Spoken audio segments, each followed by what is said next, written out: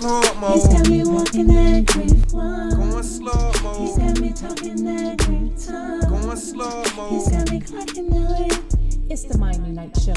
Hey, yeah. Slow-mo. He's got me walking that grief one. Going slow-mo. He's got me talking that grief time. Going slow-mo. He's got me clocking the way. What up, Tribe? It's Miami Night Show, Master Grief Coach. Welcome to the Miami Night Show. You got me walking that grief walk. It's time for Grief Talk, y'all. I talk about things you think about. It's Miami Night Show, Master Grief Coach. Ashley K. Pittman is a newly published author of I Can Breathe Again. She is a wife and a mother, but starting a family was challenging for her. Ashley lost twin babies at 7 months of pregnancy. She's a victor over infant loss, depression, and grief. Her mission is to encourage other mothers and families that healing is possible after loss of a child. Ashley has appeared on Indianapolis FOX 59, WRTV 6, WTHR 13 news stations, radio station 106.7, and Glambitious podcasts. She has also been authored with SHEEN and MizCEO magazine, Atlanta News Journal, Formidable Women magazine, and Chicago Now. Ashley has used this platform as well as speaking opportunities to share her story and mission to make a difference in the lives of others. Ashley resides in Indianapolis with her husband and their 3 boys. Let's welcome her. Welcome back, Grief Nation listeners. And today we have the opportunity of speaking with Ashley Pittman, and she is author of I Can Breathe Again in regards to pregnancy loss. And let's just dive in today and talk about your grief journey and where you are now. Hello, Ashley. How are you? I'm well. How are you doing? I'm doing wonderful. Thank you so much for being on the show. What is pregnancy loss? Pregnancy loss is when a woman is become pregnant and she either loses the baby before birth or after birth. Absolutely. And can you tell us a little bit about your loss journey? Absolutely. At 23 years of age, I became pregnant with twins, a boy and a girl. The pregnancy had been going well. There have not been any complications or issues, but around my 7th month of pregnancy, I went into sudden preterm labor. Again, not because of there was any complications or anything, but I was always told that it was always possible, that you can have a early delivery, just because you are carrying 2 babies. Mm-hmm. But 7 months was pretty early. But after I went to preterm labor, I was probably in labor for maybe 17, 18 hours before they actually came. And once they were here, they lived maybe not even a whole half an hour before they passed away shortly. Wow. And how long ago was this for you? This year, on 12/9, it'd be 10 years. Wow. And you do have other children. You had children Yes. before, or did you have children after? Yes, I had children after, a little Okay. bit after the twins lost. I got pregnant 8 months later, Mm-hmm. and I lost that baby at 10 weeks. Okay. And after that baby, I got pregnant with my now oldest son, William, at 8. He's 8 years, he's about to be 8. Yeah. Got pregnant with him. His pregnancy was complicated, but we made it. He made it. He's great. And then almost a year later, I got pregnant with Champ, who was my middle child, and I just recently gave birth to my son Cassius 4 months ago. Oh, wow. How amazing. God is so amazing. Well, thank God for that. I'm sorry to hear about your losses, but just the joy of God being able to just show you that I can do all things. Yes. I can do all things. And I'm so grateful that you're sharing your journey with us. Talk about the 5 stages of pregnancy loss and what they consist of. Well, I was looking at some of what I got down here, and I believe embryonic pregnancy is when a woman becomes pregnant and doing an ultrasound, they could just see like the sac. Uh-huh. And there isn't an actual fetus in it. So I guess I think it's called I could be pronouncing this all wrong, but like an ovum. Mm-hmm. But it's just pretty much an empty sac where the pregnancy will not continue, obviously, because there's no baby. It would eventually, end in miscarriage. Yeah. A miscarriage or early miscarriage is the hormone is present, the baby's present, but the baby is either a chromosome issue or some stress related or something going on with the mom that could possibly, making the end result in miscarriage. Now, one of the reasons that I know I had a miscarriage after the twins was because my progesterone was low. And my doctor told me that because of my progesterone was low, that more than likely it would end in miscarriage, which it did. Ectopic pregnancy, I have not experienced that, but from what I have witnessed other women going through is when they're pregnant in their tubes. And with that, when that happens, that more than likely has to end in surgery to remove the fetus from the mom's body. Okay. So that's what I know about that one. Molar pregnancy, I'm not 100% sure about that one, or even know anyone that experienced that one. So I don't have a lot of feedback for that one. Stillbirth, this one is a very strong pregnancy issue that happens with so many women and so many families. And that's when the baby's healthy, pregnancy's going great, but for some reason the baby died before full term. Yeah. And that's when a mom has to give birth to their deceased child. And I've known so many women, and even just sharing my story the last several months, I hear so many women, tell me that they had to give birth to their deceased child. Yeah. And like I said, I didn't experience that because when my twins were born, they were breathing, but they were so tiny, they just didn't have everything they needed to be able to continue to live. So that's what I know of pregnancy loss and the different stages of pregnancy that from my experience, but I know there's more, detail about each stage. Yeah. And what are some of the causes or complications of just miscarrying? Oh God. Like I said, one of my issues that I know was low progesterone. It could be, like I said, stress induced. There's so many different reasons. Sometimes well, a lot of times with my doctors, I had actually, before I got pregnant with Cassius, I had 2 miscarriages. And a lot of times they would say, oh, it's common for this to happen. And there's no, explanation for the reason why. And that would a lot of times be what they tell, the patients, that experience that. So, it could be many different reasons why you miscarry. And some, no reason at all. Yeah. And did you find yourself, because I've had miscarriages as well. I have 5 children. Well, I lost one of my sons, but of carrying 5 children, in between 5 children, I did lose 2.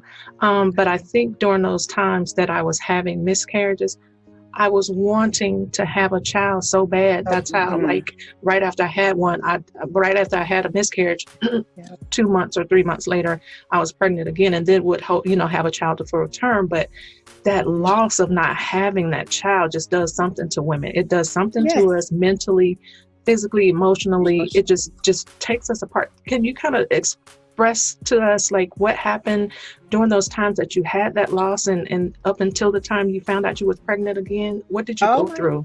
Yes. Empty arms, broken heart, depression, lonely, guilty. It affected my self-esteem as a woman. And I felt so broken. I felt so broken. Broken is and what really is really more in depth than that, because the pain be so devastating, it's almost unexplainable, because as women, we know that this is the one thing that God made us to be able to do, is bear children. Right. And when that don't happen, we feel we hurt, we feel bad for ourselves, we feel bad for our spouse, because they have no control over that, so I feel like, many times I feel like I was letting my husband down. So just with all the losses that we had, it caused issues within our marriage, because it caused us to grieve different. The communication, was not there, because, if he was having a good day, I might have been having a bad day, or vice versa. Right. So we don't want to always bring it up at times to make each other feel a certain way. Right. So, God, I just remember the main thing that I remember feeling was guilty, because I felt like my body, I let my child down, that I could not carry them to full term. Yeah, absolutely. I get it. Trust me, I've been there, and that's a hard pill to swallow. Just like you said, being a mom and wanting that, not knowing why, or you know that. Oh gosh, it just tore. I know it just tore me apart, and Yes. I know that I just tried again. I kept trying until Yep. until I got it right. It's like, oh no. I know I can do this, you know. And I need this. I want this. And like you said, all the guilt and all of those things kept happening. And but oh Lord, the things we have to experience. But we get stronger after we experience those things. And so tell us why it was so important for you to become an author and publish a book about this. Pregnancy loss, the different kinds of pregnancy loss. This, you know, we as a society, you know, in healthcare, we talk about pregnancy, you know, from 2 weeks to 9 months. We talk about that. We don't hardly ever talk about or hear about the different issues that can take place during a pregnancy. It's always, wait 3 months, wait 12 weeks, and you're out of the woods. That is far from the truth, because you can have a miscarriage or pregnancy loss at any given time during your pregnancy. Right. And the baby could be here fine, and then the baby passed away from SIDS 1 or right after birth or right before delivery. Yeah. So it was important for me to tell my story, because so many women go through this and feel alone, feel ashamed, feel broken. And I wanted to tell my story so they know that they're not alone, but then also healing can take place. Absolutely. When you get to a place where you're ready to accept and move forward, that door is ready to open, but it takes time. It takes time.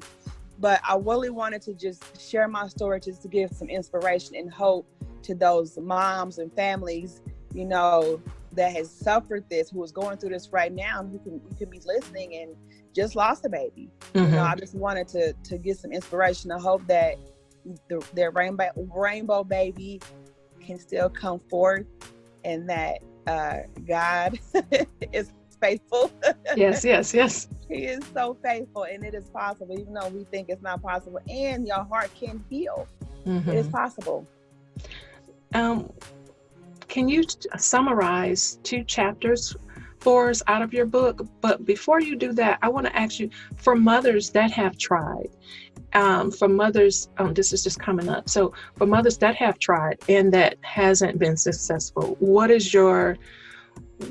how can you help them? How do you feel that your book and everything that you've gone through to inspire them, how can you still touch those? Leave us with something for them. Well, after I lost the twins, I went to counseling. Okay. Yeah. Counseling was very important for me. And even after I lost the twins, like I said, right after 8 months later, I had lost another baby. So that left me feeling hopeless. That left me feeling like this would never happen. It felt so far away. So what I did that helped me was daily prayer. Yeah. I journaled. I reached out to people that I knew that would support me. And then I also went to counseling, because, and I find this so evident and so true, is that the pain that we carry from our loss affect our next pregnancy. Yeah. I say that because the pregnancy that I just had with Cassius was flawless. Because I feel like, because that pregnancy, because when I released a lot of my emotional hurt and accepted, you know, the loss, I wasn't carrying that pain no more. When I really, was faithful to God, and God was faithful to me, and I, released a lot of that through help and therapy. Yes. God delivered me of all of that and allowed me to carry full term my son Cassius. And I didn't have a single issue, a single threat, and it's because I released that. I allowed that healing to take forth, and I believed and I had faith. So those ingredients is exactly what I did. And my son Cassius is laying here right now is a testimony that when we relieve that, when we get the support, when we don't feel lonely, when we let it out, it can happen. It Wow. will happen. That was so amazing. I have goosebumps, chill bumps, spiritual chills, whatever you want to call them. I have all of them. They are all over me because that hit home so much when you're able to release and you're no longer carrying that. So it's almost like while you're trying to get pregnant, you're already pregnant with something that is, the disbeliefs, the negativity, all of those things are still with you. But when you said you decided and you went to counseling and you released and you let go, now you had a womb to birth. Oh, come on, Lord. Yes. Somebody is going to be healed, Jesus. I love it. Thank you. Thank you for sharing that. Okay. Sure. So I'm going to get back on track in a minute. You just took me somewhere. And I just feel that part of the conversation is going to help somebody. Yeah. Just what you said. Because it just, chills just came all over me. So I know that somebody listening, somebody that's going to be listening to this is really going to be able to release that and now understand what they would have to do. Yes. So I'm grateful for you sharing that. So summarize 2 chapters for us out of I Can Breathe Again. Absolutely. One of the chapters that I'm trying to find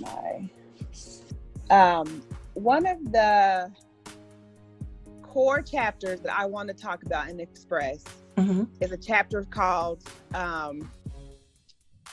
Rug Pulled Again. Rug Pulled Again. That chapter talks about the difficulties that me and my husband dealt with going through such a trying time. As I said before, when you go through a loss or any, something that's going to tug at your marriage, it can break so easily. In that chapter, I speak about infidelity that took place on my husband's part. And I talk about that because so many issues take place in our marriage, in our relationship, but don't nobody talk about this. Nobody talk about that. But I'll talk about it because I want people to know that even within that, even though that we dealt with that, we healed from that. Yes. That broke us all the way down. I mean, when I say it broke us all the way down, everything was breaking apart, it broke us all the way down. So we had to rebuild our foundation stronger and better than it was before. And it allowed us to give birth to our children that we have now on a strong foundation, stronger than it ever was. Because that's I don't know, tough. it was just better. It was better for our family. And now when I say that man is my best friend, my everything now, it was a whole 360. It was a whole 360. And yes, that pain was absolutely horrific. On top of what we went through, it blessed me and it blessed him. And it made us get back on track to what our goal was, to where we were going, and to be able to learn to communicate. And what we did to get there was through counseling. We went, counseling really guided us to get back to the place that we was. So that's one chapter. And another chapter is actually 2 chapters. It's a pregnancy about both of my sons. And in those chapters, I just talk about how even though we had lost with the twins, I got pregnant with William and Chant. Those pregnancies were difficult, but God was faithful. And he promised me that everything that I had suffered before and lost before, he would pay me back in double. And that's exactly what he did. Come on. So I just go and tell their story. Say, even though it was hard and it was tough, God saw me through. I stay faithful. He stayed faithful to me. So those mainly 3 chapters that I really wanted to touch home, because I feel like those are important, because we lose hope after loss. We go through marital and relationship issues after loss, but we don't talk about it. We don't talk about it. So I wanted to bring awareness to that. This is what took place, but this is also what's possible. Absolutely. Ooh, thank you. Share to my Grief Nation listeners the importance of the letters and prayers to your children from I Can Breathe Again. Absolutely. I remember when I lost the twins, I wanted just to write to them as if they were still here. But I never could get myself to do that because I didn't want to tap into that.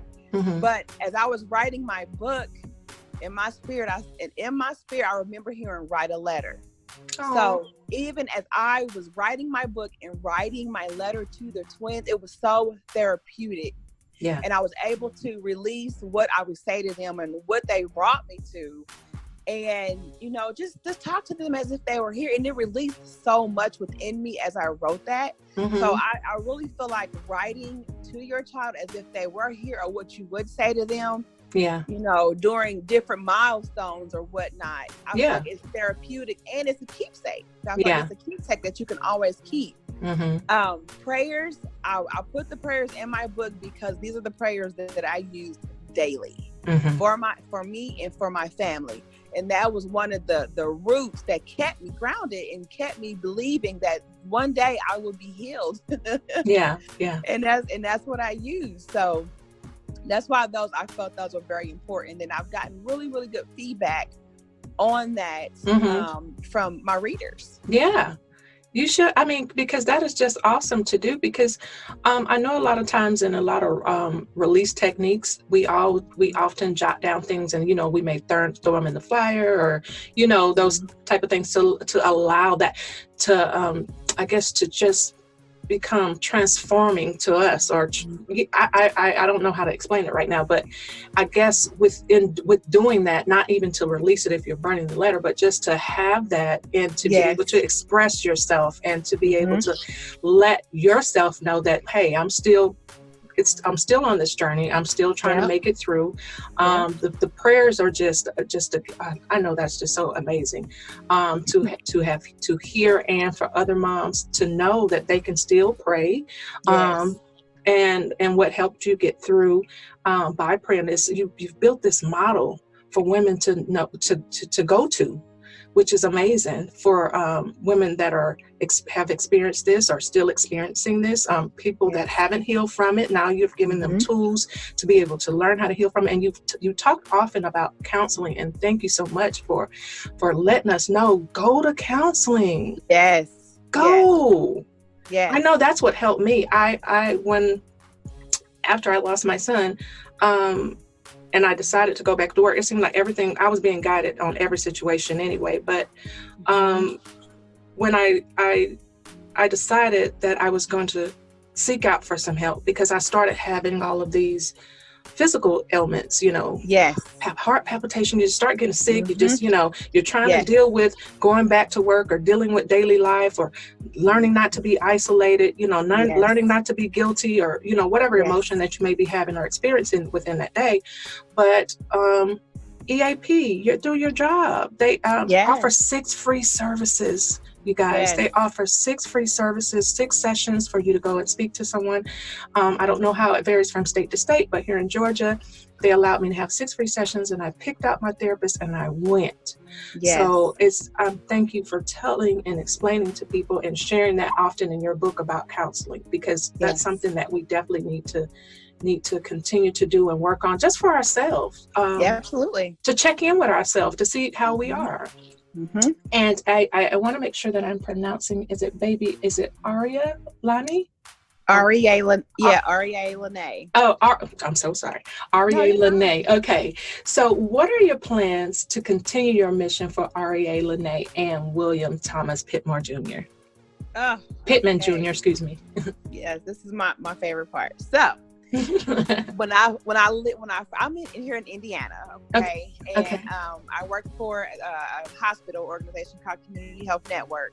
Okay. When I launched my book, I actually did a book signing there, and with half of the proceeds, I was going to give back, or I am going to give back, actually September the 5th.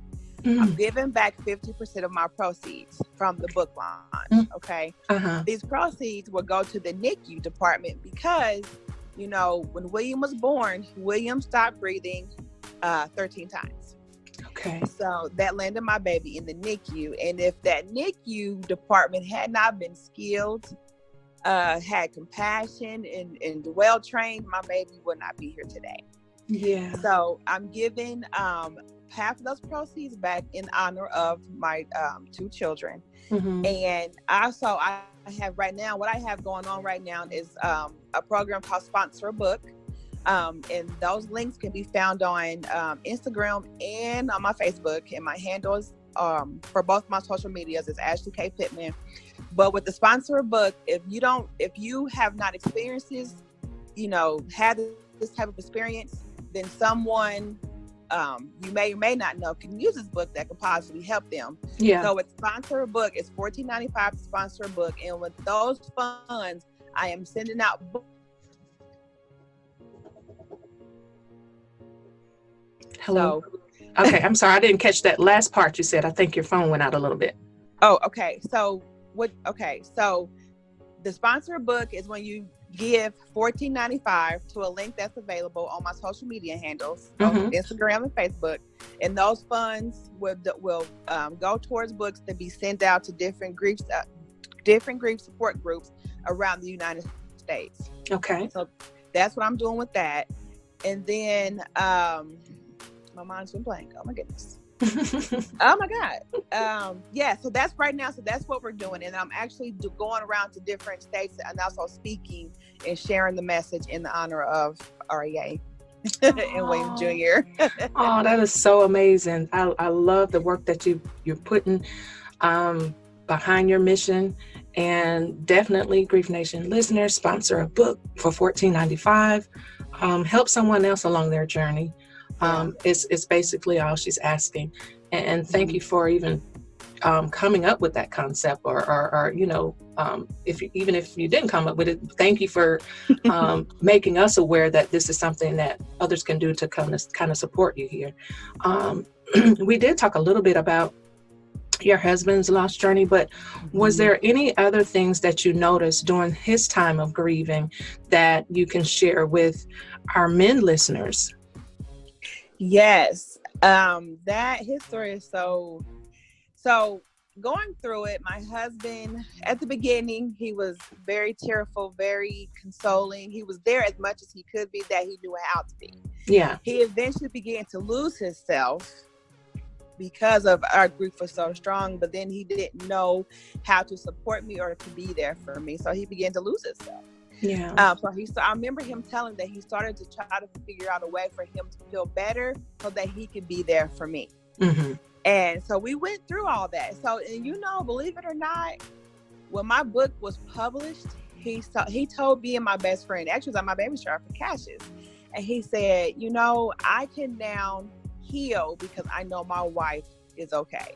It just gave me chills to talk about it. Yeah. And he said, I can move forward and I can heal because I know that she's okay. So he was suffering because and holding it in because he wanted to be strong for me. He wanted to be that strong shell for me when really he was dying and losing himself inside. Mm-hmm. And his, from when he told me that, and he had never told me that, but he was like, I'm just so grateful that you are writing about this and able to tell our story. And so that lets me know that I can now be okay. Yeah. Yeah. So I'm sorry. Go ahead. I was just going to say, that's that suffering in silence that they often do. Yes. But go ahead. I'm sorry. Oh, wow. No. That was it. That's it. Yeah. I think men get such a short rap on when it comes to grief. And, of course, it's often known that, especially for Black men, be strong, don't cry, don't, that's how they were raised. So when it really comes to them showing their compassionate side, it's very difficult for them because they wasn't raised to do that. It is what it is, but you know what? I know God still sees their heart too. And they don't know, we don't know, grieving is very individualized. We don't know what part of the stage that we are going through or what emotions that we're feeling from day to day. So we have to all just find our own way. And I think I'm so grateful that he knows that seeing you strong, of course, behind every every man, there's this really, really strong woman. So we gonna keep y'all lifted. We gonna keep you lifted. But thank you so much for sharing your journey and being so open and just letting us know that mothers do have these concerns, and that you are finding that you have built this roadmap for them to have this book. You've put all of your thoughts and your feelings and your emotion, every grieving stage, and just you've put all these things, you've put it together in a memoir, and you're telling us how we can heal. So I really do thank you so much. Can you please once again share your social media platforms with us? Yes, I am on Instagram and Facebook, and my social media for both is Ashley K. Pittman, Pittman. Okay, thank you so much. And also, Grief Nation listeners, and ways to support her. Tell us how, once again, how we can support you. Yes, on my Instagram, I have the link there for that. If you would like to sponsor a book for someone else, you can sponsor $14.95, and that, like I said, those funds are going to books that I send out to grief support groups across the world. And then also, if you would like to purchase the book, you can purchase it on Amazon.com. Oh, thank you so much. And before I let you go, what has your attention in the grief world in relation to pregnancy loss that you would like to change or bring further awareness to? I would like for families to be able to not suffer in silence after pregnancy loss, to let them know it's okay to talk about it, it's okay to seek therapy about it, and don't feel alone. Thank you so much, Ashley, for your time today. Thank you for sharing your story. I'm so thankful that you came onto the show, and I hope to see you again or speak to you again soon. Much love and light to you and your family. Thank you. It was a pleasure coming on today. Thank you. Well, there you have it, Grief Nation listeners, and thank you for tuning in to another transformative and unique grief journey. Thank you to our special guest, Ashley K. Pittman, for coming on to the show and giving us all that we needed to know and to learn about infant loss, depression, and its griefs. This is your girl, Miami Night, sending you lots of love and light until we connect spiritually again.